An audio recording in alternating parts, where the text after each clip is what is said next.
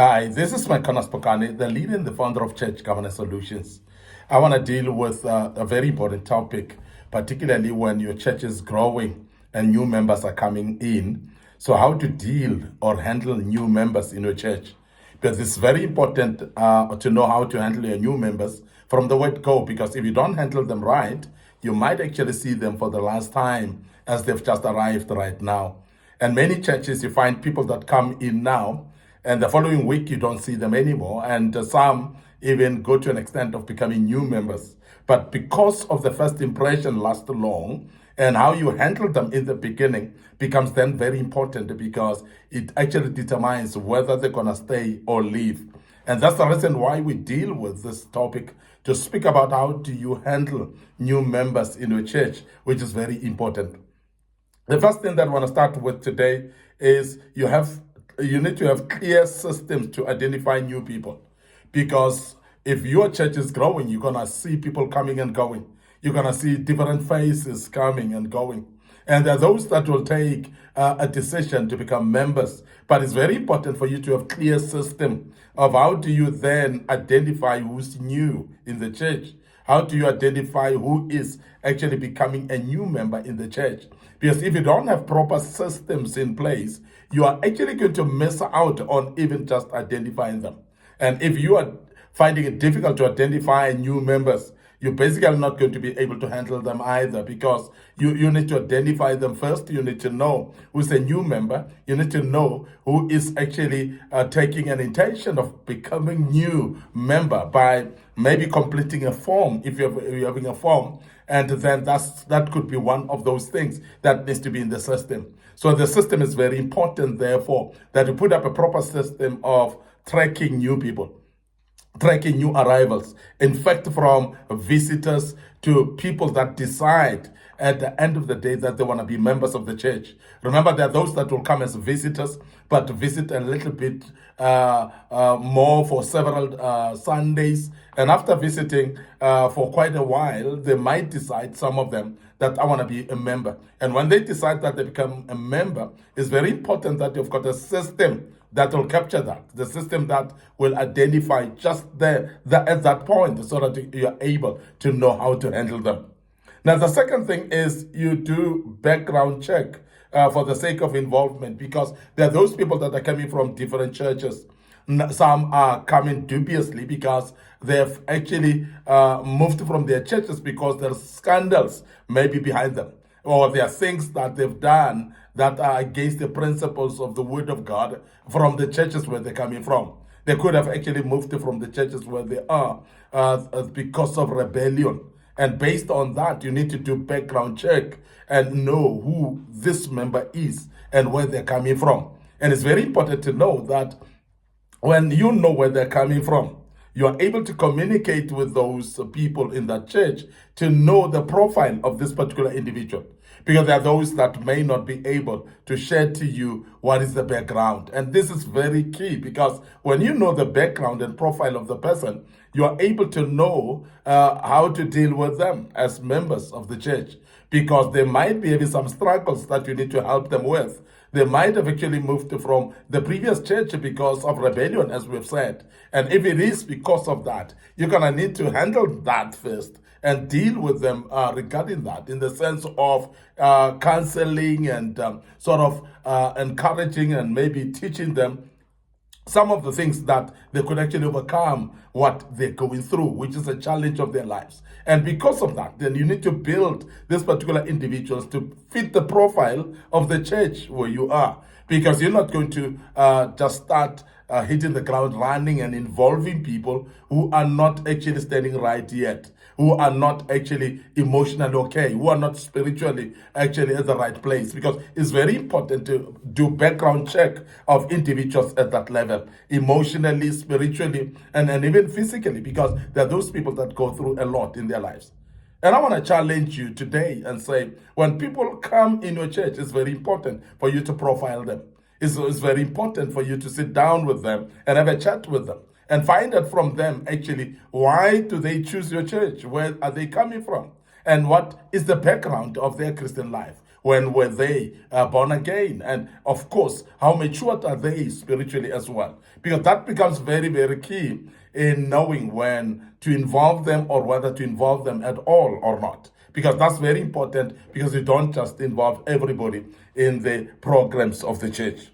The third thing is welcome all new members without being biased or segregational about it.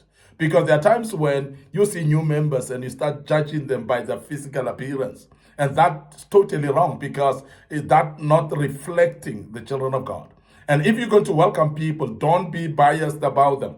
Be open-minded, to be able, as we have said, to talk to them and find out where they're coming from. And don't judge them by the cover. Don't judge the book by the cover. Don't look at them and finalize and conclude some things in your mind. Make sure that you speak to them and converse with them to an extent that you know what is their background and why could they have decided actually to come to a church.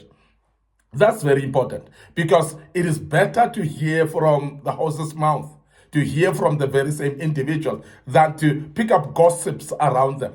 This is very important, because the bias could actually make you to feel this person is not the right person, while they are in fact the right people. And sometimes there are those people, because of your biases, that you welcome in the fold and you involve them, while they themselves are not actually the right people to be in the church based on their background, based on their spiritual level or maturity or immaturity. So that's very important for us to emphasize that as well, because it's something that will help you when you are not looking at people segregationally or biased. You're basically open-minded to listen to the people and therefore involve them on merits, involve them on them being able to participate in the church, and also their level of maturity in their spiritual lives. That's very important. Now, the other thing is you must have time frame protocols before involvement. Because sometimes we jump into putting people to be involved in things that they could have actually taken some time before they get involved. Because sometimes we involve the people just too quickly, while they are not actually ready to be involved. And we put them in departments where they're not ready to be involved. And I must emphasize that sometimes we put them in platforms that are serving on the altar, like worship teams and so on. And when you start to put people quickly there, you might actually affect the performance of the church or the growth of the church at all, because you are actually putting people that are not even ready, particularly spiritually. And some of them are not living right, but you put them right on the altar to minister to people while they're not ready to minister to people. And that's very important, because sometimes we look at how people perform. Particularly, I would still go back to an example of the praise and worship teams. There are times where we get artists from our side, and sometimes well-known people that are celebrities in the community, and they can sing, their voices are good, they can perform because they are good in music. But their lifestyle, it may not be suited for the particular structure of a church. And lifestyle may not be suited actually based on the gospel of Jesus Christ. And they may not be aligned with the principles of the word. And that's something that's very important, because you're not just all of a sudden then going to put somebody on the pulpit just because they can sing, just because they've got a good voice. No, it is actually done based, because this is a church and you want to do it mainly spiritually. The person must be all right spiritually before you even judge how their voices are.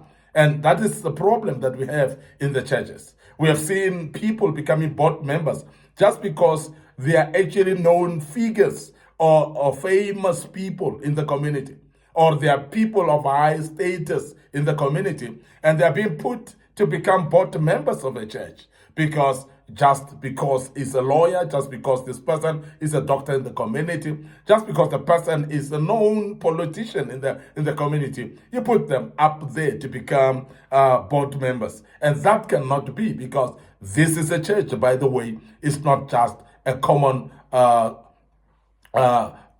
it's not a common group of people, or rather a non-profit organization of some sort that people are just gathering. It's not a political setup. No, it is a church of God. So therefore, it must be spiritual judgment first, where people are actually properly matured spiritually before they get involved in the church. So, but that is actually very important that you do background checks. You are able to have a chat to the people as well and know exactly who they are. So, welcome people without bias, but also make sure that you also make sure that you get the right people vetted properly in a way that you would know that they're spiritually matured to a level that you can involve them on your platform.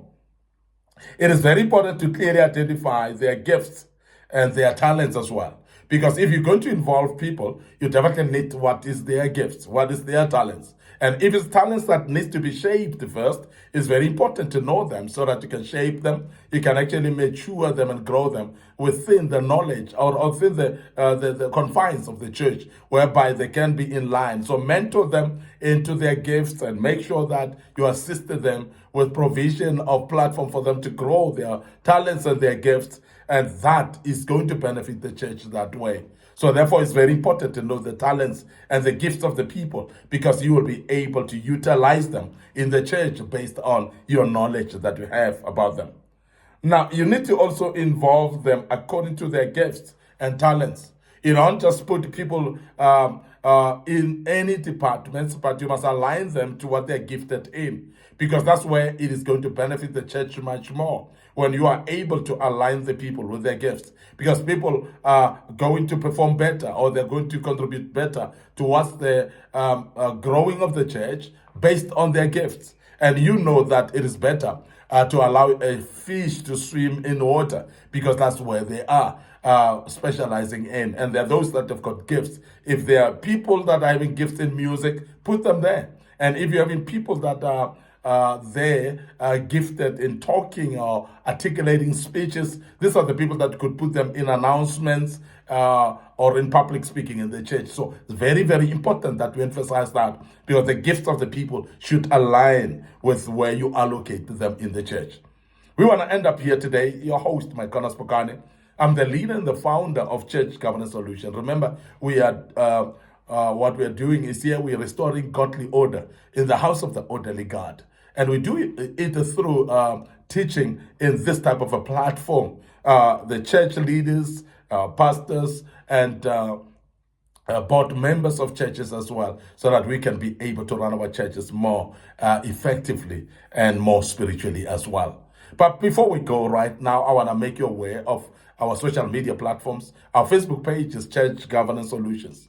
And also, I'm having my personal Facebook page, MIcornus Phokane. So please follow us on those pages, like the pages, make sure that you click notification buttons as well. Our YouTube channel is under Young Men Empowerment Forum, and I want you to be there to subscribe to a Young Men Empowerment Forum YouTube channel, and click notification button there as well. Don't forget our TikTok account as well. It's under MIcornus Phokane, and want to urge you to be part of that TikTok account as well. And the good Lord will bless you as you do so.